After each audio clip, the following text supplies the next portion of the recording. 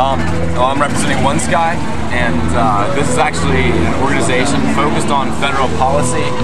It's an umbrella organization over about 450 other smaller environmental organizations and 166 people nationwide. The intent is to bring together these organizations that have always kind of been working separately because of funding issues, and actually bring them together so that we can start developing critical mass, really. And rather than just calling a senator's office with 15 people one day, we can call with 15,000 because we've got so many involved with this. And so they just released yesterday the new Senate bill. It's supported by Kerry and Boxer, and so that will be the main focus for us and many other groups over the next few months because the vote probably might be in spring. So it's demanding stronger carbon limits, cap and trade, weatherization, supporting infrastructure retrofits, and everything that will employ millions of people.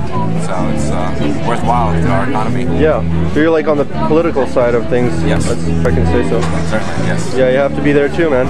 Well, we can only get so much done in the grassroots. You have to kind of eventually get policy, and you have to get it to support, because that's when really, if we can't get businesses to elect to make these changes, if we can't get residents to choose to make these retrofits because it does cost a little bit more, then unfortunately we're going to have to kind of use a little pressure, because we've got a very limited amount of time to make these changes occur before we are behind the 8 ball. And if we don't make these changes, the snowball effect is going to be quick, and it's going to be catastrophic and really devastating to our economy and to our country.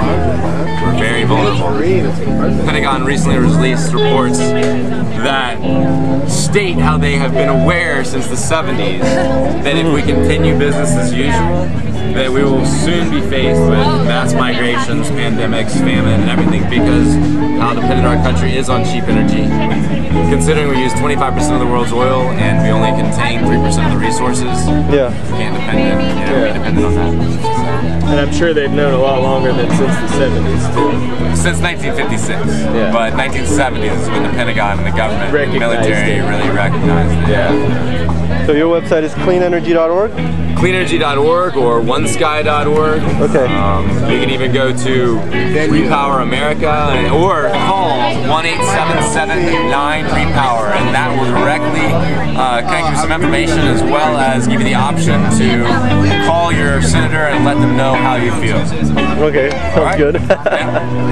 Cool, man. Thank you. Thanks a lot.